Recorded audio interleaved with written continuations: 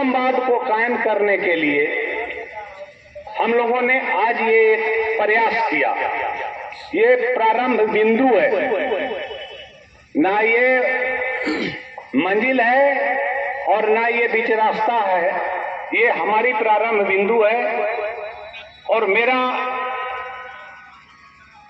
मानना है, अनुभव है, मैं अपने अनुभवों के आधार पर ये कह रहा हूं कि आपने यदि 10% ईमानदारी से प्रयास किया, हमें अपना परिवार समझ के अपना सहयोग प्रदान किया, तो हम 90% समाज से नशा को समाप्त कर देंगे। नशा केवल शराब नहीं, नशा केवल चरस नहीं है, नशा केवल गांजा नहीं है, व्यभिचार होने का नशा भी नशा ही है, बेईमान होने का नशा भी नशा ही है। तो उन नशाओं पर भी हम प्रहार करेंगे, लेकिन जो हमारी तत्कालिक नशा है उन नशा पर पहले हम प्रहार करेंगे। और इसके लिए हमें आपका आशीर्वचन की आवश्यकता है और मिल रहा है। हमें खुशी हुई कि मुखिया संघ के अध्यक्ष सहार आज ही फोन किए थे, कहेंगे ये सर राउर मीटिंग के फल मिले लगल। हम लिखा तब गाँव में पंचायती ला लोग तैयार होके लागल। पहले हर एक बतिया में थाने चल जाते रहे, कि 3 गो पंचायती तो अब तक हम कर देनी 3 दिन में। ये एक वानगी है, हम चावल बनाते हैं तो 1-2 चावल तो करके कह देते हैं कि मेरा पूरा भात पक गया। तो वो एक मुखिया जी ने वानगी दिया कि मेरा रिजल्ट प्राप्त होना शुरू हो गया, और हमें अब उससे मनोबल बढ़ेगा, मेरा मनोबल बढ़ेगा, आपका साथ मिलेगा। मैं बार बार कह रहा हूं कि ये मेरा प्रारंभ बिंदु है, यहां से अब हम शुरुआत करेंगे और इसको मंजिल की ओर प्रस्थान करेंगे। मंजिल तो शायद मेरे इस जन्म में, हम आपको बता दें, मैं चंपारण में पदस्थापित रहा और गांधी जी के जहां जहां पदचरण गए वहां वहां जाकर के रिसर्च किया। वो एक बढ़ारवा लखनसेन गांव है जहां वो 8 महीना 14 अपने पुलिस निरीक्षक धर्मेंद्र कुमार को ही धन्यवाद दूंगा कि आपने भोजपुर की इस धरा से एक अलग जगाने की कोशिश की है और लोगों को, अपने अंचल के सभी जनप्रतिनिधियों सहित अन्य सम्मानित जनता को यहाँ पे एक जगह एक मकसद के लिए बुलाने के लिए आपने वो प्रेरणा ली और उस प्रेरणा को साकार भी बनाया। तो मैं धर्मेंद्र को धन्यवाद देते हुए, जितनी भी हमारी सम्मानित जनता यहाँ पे आई है, आप सभी को भी भोजपुर पुलिस की तरफ से मैं हार्दिक अभिनंदन भी कर रहा हूँ, स्वागत भी है आपका। अपेक्षाकृत महिलाओं की संख्या थोड़ी कम नजर आई, जो प्रतिनिधित्व होना चाहिए।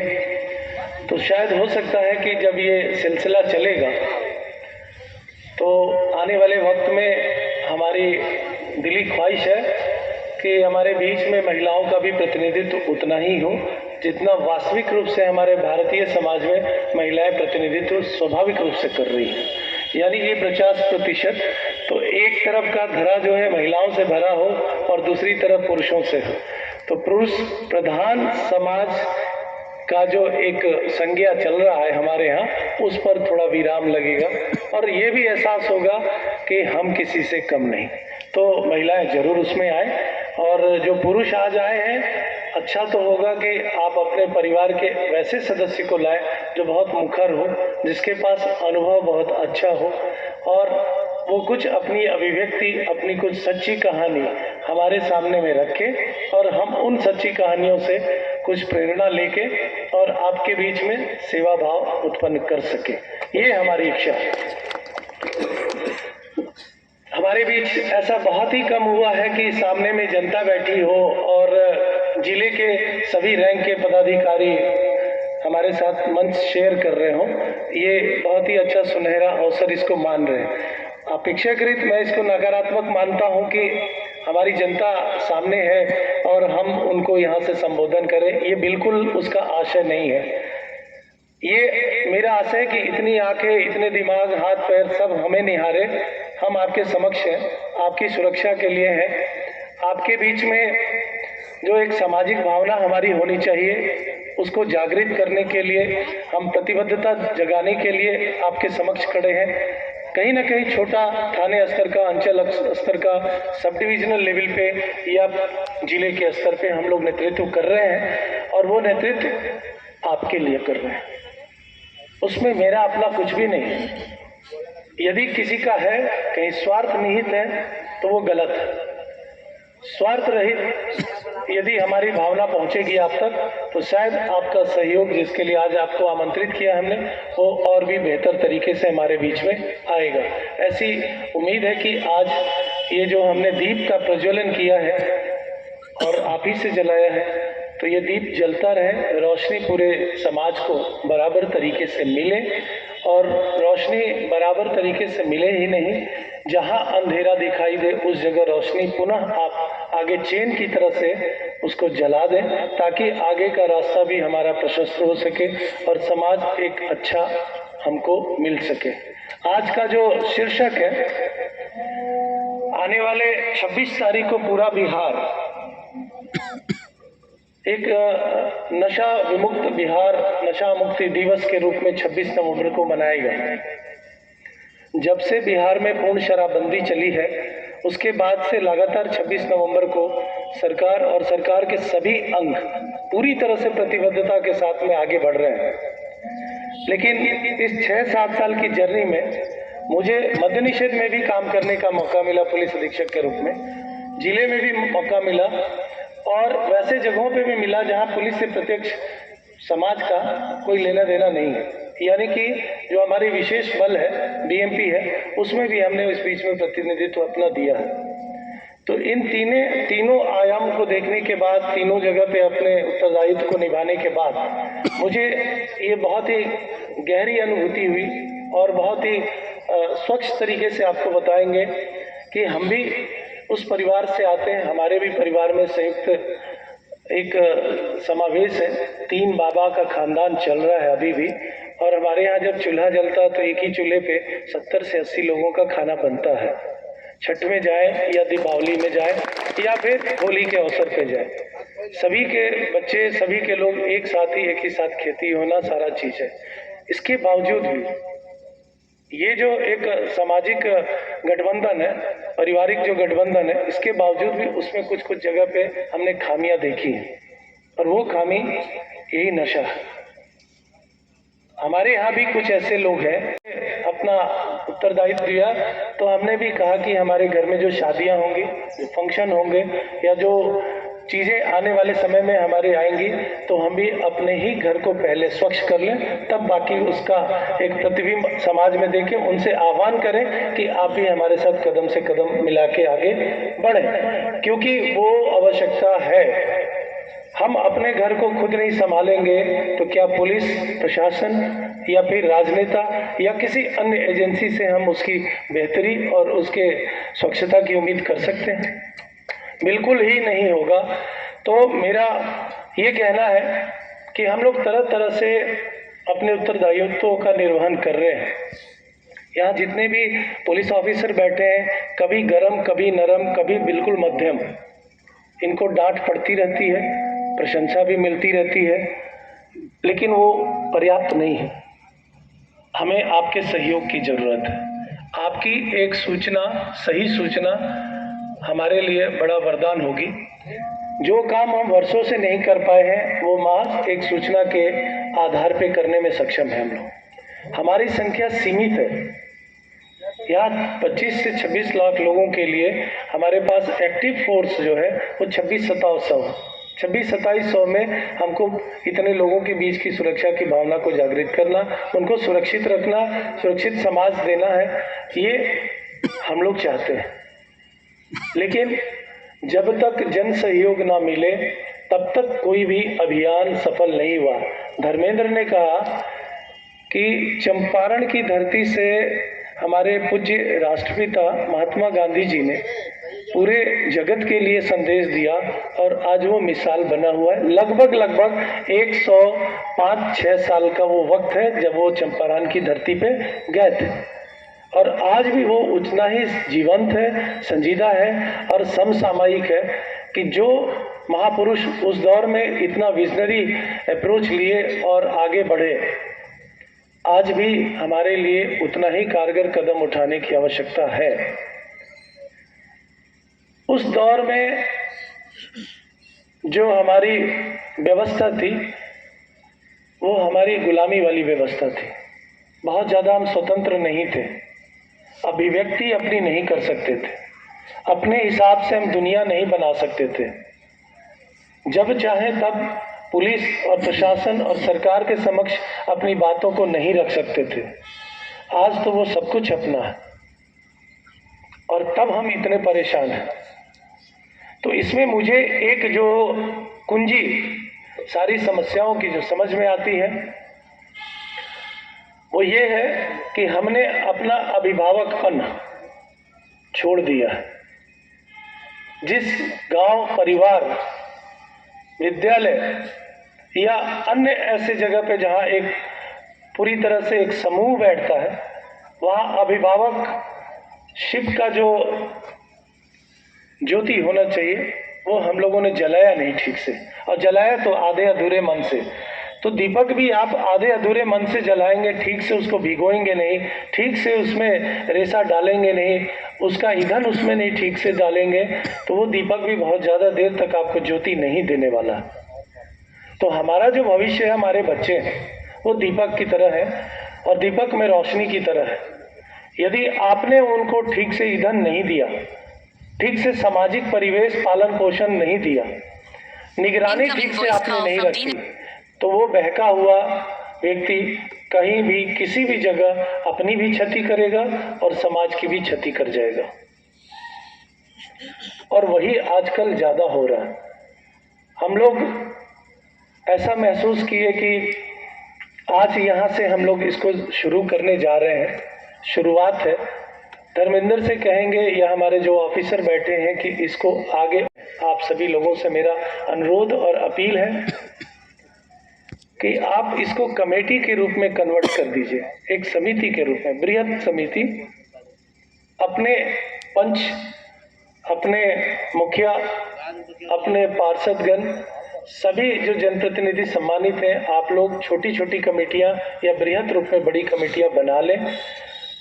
व्यक्तिगत तौर पे भी अपनी सुरक्षा को ध्यान में रखते हुए उतनी ही सूचना मुझे दें, उतना ही चीज हमारे समक्ष रखें जिससे कि आप भी सुरक्षित रहें। क्योंकि समाज विकृत है, सबकी जिम्मेदारी नहीं ली जा सकती। तो हम लोगों को जब खुद अपने सुरक्षित रहेंगे तो दूसरों को सुरक्षा देंगे। ये हमारे साथ भी लागू होता है, आपके साथ भी लागू होता है। लेकिन अपने घर में फिर असुरक्षित की भावना क्यों? तो हमारा अनुरोध होगा कि आप अपने घर में बहुत ही सजग प्रहरी के रूप में आप हमें बताएं कि क्या आपका घर नशा से विमुक्त है? क्या आप अपने घर में उस नशा विमुक्ति में हमारी मदद लेके और अपने उस छोटे से समाज को ठीक करने में आप कोई बड़ा रोल प्ले कर सकते हैं? और यदि आपने वास्तव में 1-2 लोगों को भी नशे से दूर किया तो बहुत बड़ा काम किया। मैं एक छोटा उदाहरण दूंगा। 2017 की बात है, जहानाबाद में बाई इलेक्शन चल रहा था, उपचुनाव। सीआरपीएफ के साथ में गया और जहानाबाद के बॉर्डर पे हम वाहन चेकिंग करवा रहे थे, बैठे हुए थे। एक गाड़ी आई, उस गाड़ी को रोका गया क्योंकि गाड़ी की जो चाल थी बता रही थी कि जो आदमी चला रहा है वो ठीक नहीं है। उसको रोका गया। गाड़ी के रुकते ही वो व्यक्ति जो ड्राइविंग सीट पे था, हाथ जोड़ के बिल्कुल भागते हुए जैसे होता है आया और मेरा पैर पकड़ लिया। वो नशे में चूर था। गाड़ी में जब अंदर हम लोगों ने झांक ताक किया, 2 बच्चे 10 साल से कम उम्र के, उनकी पत्नी पिछली सीट पे और उनके बगल में उनके साले बैठे हुए। उनकी पत्नी निकल के सामने आई और बोली कि सर, इस आदमी को हम पिछले 2 घंटे से समझा रहे हैं, गाड़ी रोकिए, हम किसी और को साथ लेके जाएंगे। आप हमारी भी जान असुरक्षित कर दी है और अपनी भी। बोकारो से चला हुआ आदमी बरही में रुका, पान खाने के बहाने उतरा और एक निप जो है ढकेल लिया और पान खा लिया उस पर से। अपने को भी धोखा दिया, घर परिवार बाल बच्चों को भी धोखा दिया। मुझे ये लगा कि जो व्यक्ति 100-125 किलोमीटर दूर चला के NH2 पार करके यहाँ तक आ गया है और यहाँ से 5 किलोमीटर पर उसका घर है, तो हमने बड़ी सिंपल सी एक युक्ति लगाई कि भाई आप खुद महान हैं कि आप अपने परिवार को खतरे में डाल के यहाँ तक सुरक्षित आ गए। अब हम आपको पकड़ के कौन सा पताका हासिल कर लेंगे। पत्नी ने एश्योर किया कि सर कल लेके इनको अपने आपके ऑफिस में हम आएंगे। पत्नी लेकर आई और उसके बाद 3 महीने तक लगातार वो फोन करती रही, कुछ बातें हुई और अभी भी कभी फोन आता है तो बोला कि सर 17 हो गया और अभी 22 है, आज तक इन्होंने शराब का सेवन नहीं किया। अब इसमें हमने कुछ किया नहीं था। आप समझ सकते हैं इशारा कि हर समय लाठी और डंडे की बात नहीं हो सकती है। कुछ चीजें मधुर भी हो सकती हैं। रेशम की डोरी है, आप झटका दीजिएगा तो टूट भी जाएगी, तो परिवार टूट भी रहा है उसके कारण से। परिवार को बचाना है तो आप आज यहाँ पे प्रण लें, संकल्प लें कि आप अपने घर से उसकी शुरुआत करें। हमारे यहाँ धर्मेंद्र ने बताया ALTF बनी हुई है, वो चंद छोटे सी टीम इतने बड़े जनसंख्या में कोई कमाल नहीं कर सकता, ना तो कोई क्रांति ला सकता। हाँ, लेकिन वो क्रांति आ सकती है कि आप एक ही क्षेत्र से इतनी सूचनाएं उनको दें कि लोगों को ये लगे कि जरूर हम में से कोई ऐसा व्यक्ति है जो नहीं चाहता है, यानी सामाजिक बहिष्कार। हम कार्रवाई करें, पकड़ के ले जाएं या फिर उनको ब्रीफ करें, समझाए बुझाएं।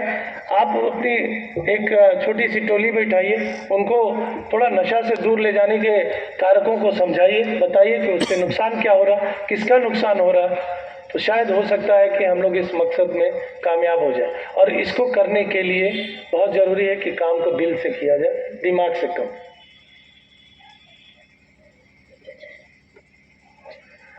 हमारे बीच में ALTF है, अब अगला चरण ANTF का आ रहा है, एंटी नारकोटिक्स टास्क फोर्स का आ रहा है, वो भी गठित होगा।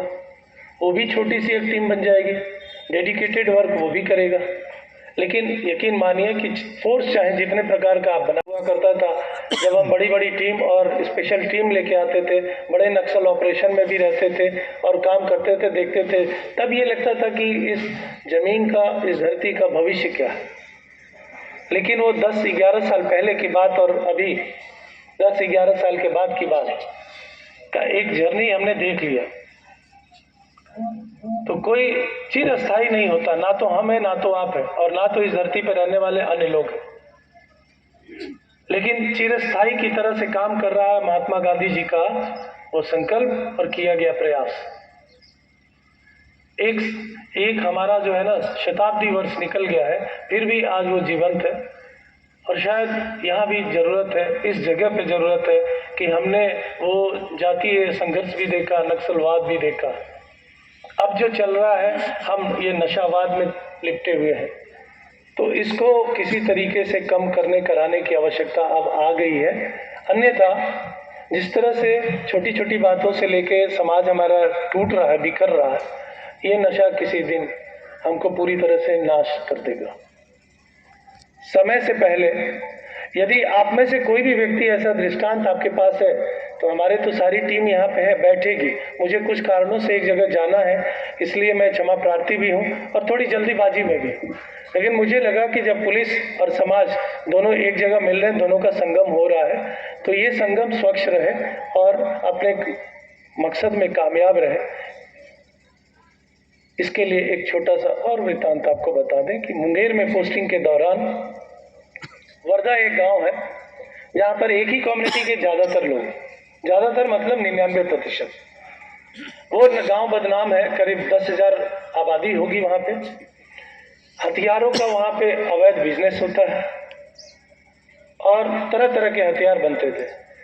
मेरी पोस्टिंग हुई 3 दिन के बाद वहाँ पर एक रेड पड़ा। पुलिस ऑफिसर को वहाँ पे लोगों ने विरोध किया और कई लोगों को गर्दन तक पकड़ के और दबाने की कोशिश की गई थी।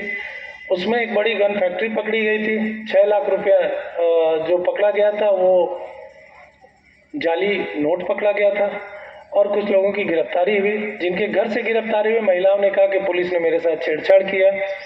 वहाँ पर गए, चूंकि 3 ही दिन हुआ था और जबरदस्त तरीके से लोगों पर कार्रवाई हुई। गांव के लोग जुटे, उसमें हमने उस 400-500 लोगों के बीच में एक नज़र को पहचाना। वो मुझे बहुत घूर रहा था, जो बिल्ली आंखें होती उसी तरह थी।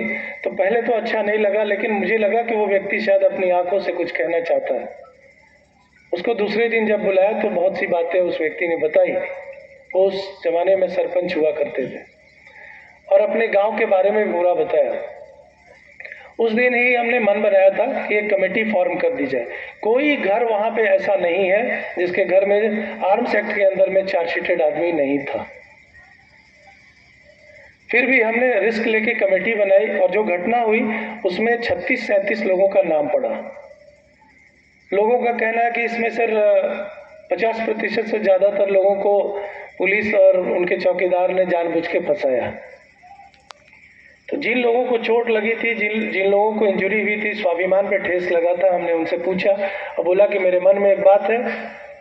तो बोला सर हम लोग आपके साथ हैं, आप करिए। हमने जो लोग थे उनसे कहा हमें 16-17 आदमी की आवश्यकता है। सभी उम्र के लोग 16-17 हमने चुने, जिनकी बात कुछ लोग समझते थे और उसी दिन एक कमेटी निगरानी उनकी बना दी गई।